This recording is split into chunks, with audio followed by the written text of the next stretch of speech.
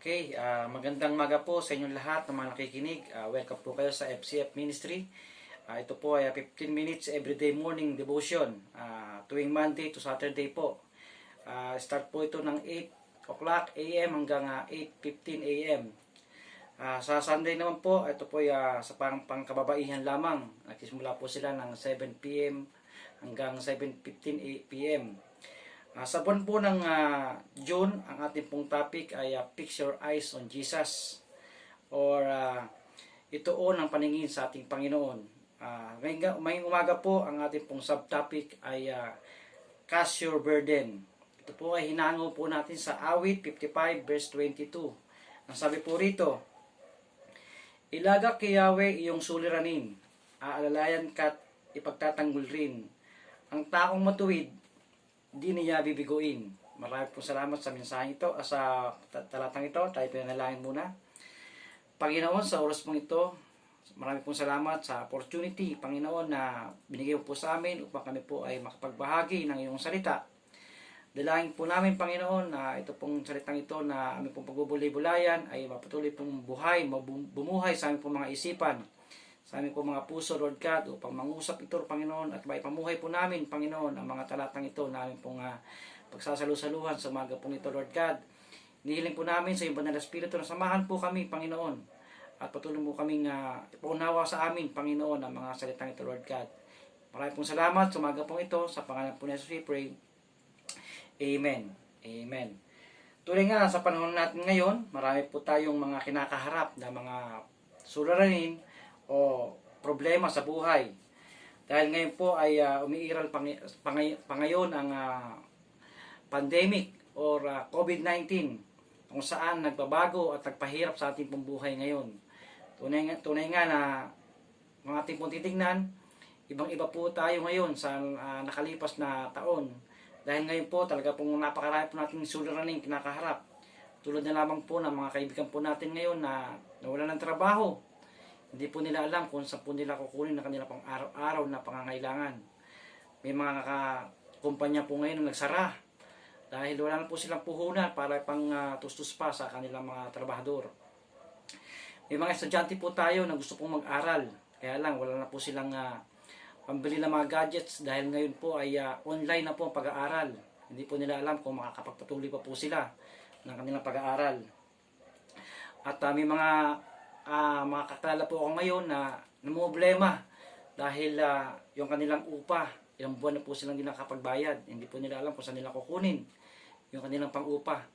At ganoon din po yung pambayad sa kuryente, sa tubig na bigla nilang pong tumataas. Napakabigat po ng mga suliranin po natin kinakaharap po ngayon. At hindi lang po yan, yung mga nakarama po natin mga suliranin na hindi pa po natatapos. Andyan pa rin po. Ang hirap po, kaya ngayon po napakaganda po ng ating pong topic ngayon, cast your burden to God. Yan po ay hinango po sa Awit 55:22. Ang sabi po rito, cast your burden unto God daily. Don't hold to the weight and guilt of the past. Don't be entangled by the stain of the past. Cast every burden, every weight, every worry to God, and He will sustain you. Your burden are not God. God is bigger than your problem. Ganun po yun. Bibigay po lang sa Panginoon, araw-araw po. Kasi kung ito po yung ating dadalhin, hindi po ating kakayanin. Ang sabi po ng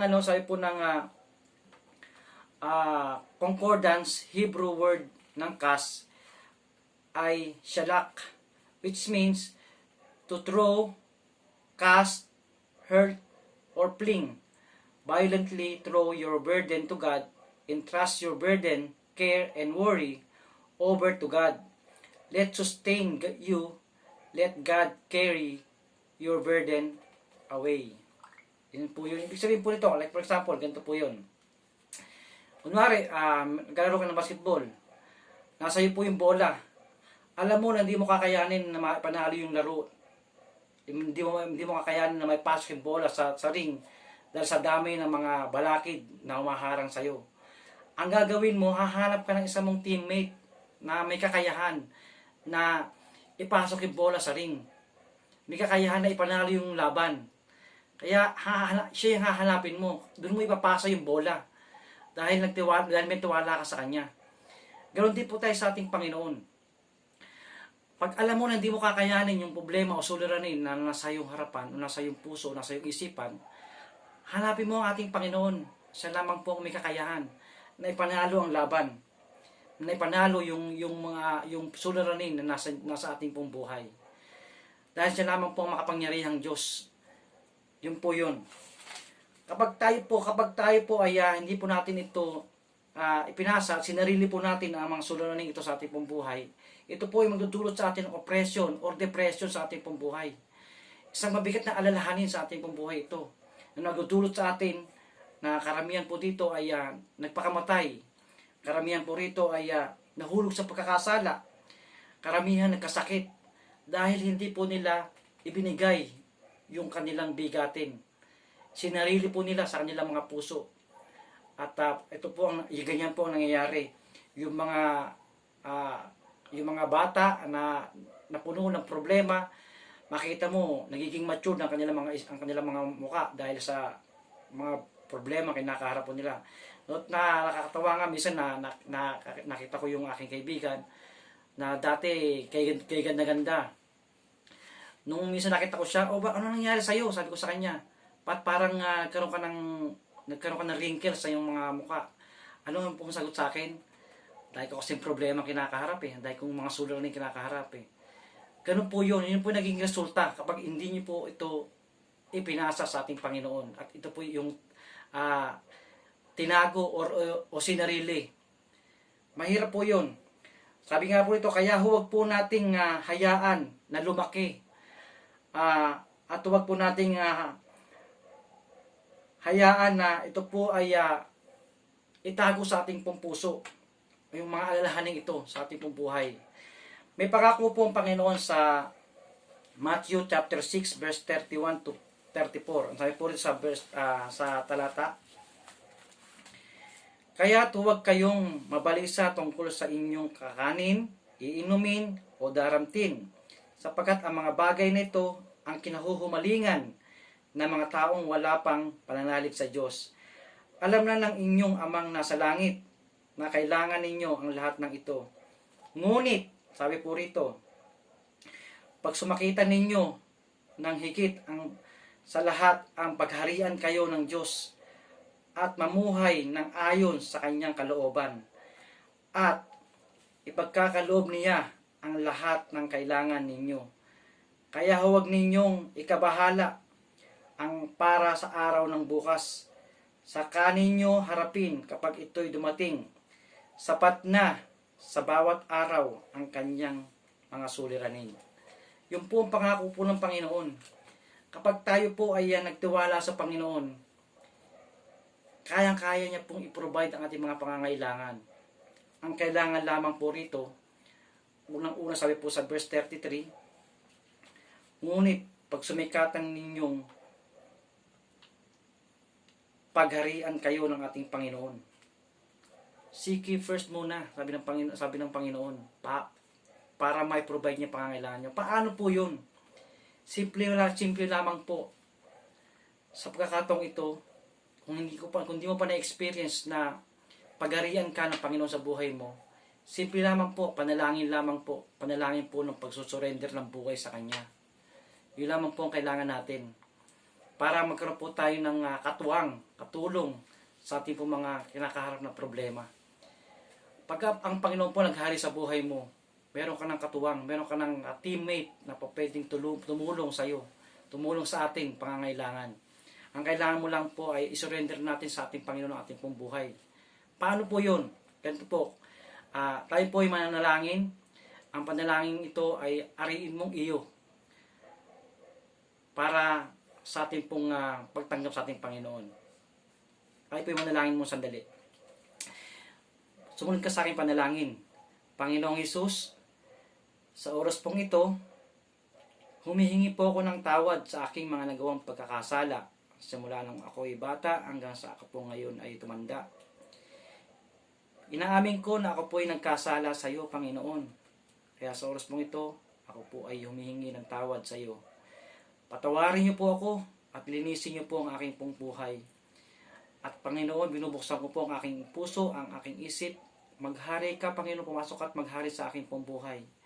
Tinatanggap kita bilang Panginoon, tagapagligtas ng aking pong buhay. Maghari ka, Panginoon, katulad po ng iyong sinabi, na kailangan mo muna kaming pagharian, Panginoon. At I pray, Lord God, na sa oras pong ito, inaamin ko at sinusurrender ko ang aking pong buhay sa iyo. Maghari ka sa akin, O God. Sa pangalan po ni Jesus we pray. Amen. Yan. Yung pong panalangin na yun, ay panalangin po ng pag-surrender ng buhay. Dahil ang pangako po ng Panginoon, kapag tayo po ay nag-surrender ng buhay, meron po tayong katiyakan. At tayo po ay kanyang tutulungan. Amen. Ay po rito, worry is a choice.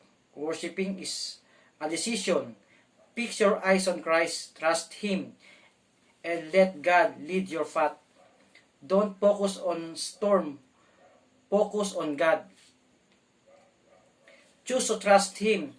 He is the Lord over your circumstances. Kaya sa mga pagkakataong ito, kung meron ka mga circumstances, mas piliin mo na magpagtiwala sa Panginoon.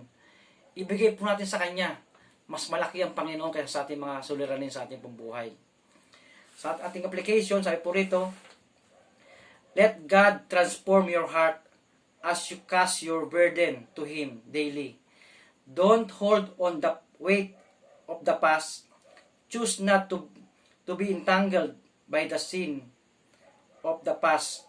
Choose Christ. Let every burden, weight, or worry go. God will lift you up at the pit of your despair. Amen. Napakaganda po ng ating pong topic ngayon.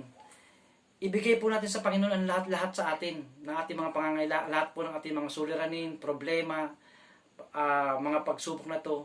Meron po tayong Diyos. Ituon po natin ating isipan, ating paningin sa Kanya. At tayo po Kanyang ipagtatanggol. Kaya niya po tayong i-provide katulad po ng ipinangako niya sa atin sa Matthew chapter 6 verse 31 to 34. Lahat ng ating pangangailangan ay ipoprovide niya. Alam niya ang ating pangangailangan. Hindi na natin kailangan mag-isip pa. Huwag po nating pagbulay-bulayan sa ating isipan ng mga bagay na ibigyan sa Panginoon. Pamuhay po tayo ng normal. At niniwala ko na ang Diyos po ay makapangyarihan. Kaya niya pong i-provide ang pangangailangan mo. Amen. Maraming pong salamat sa umaga pong ito. God bless you po.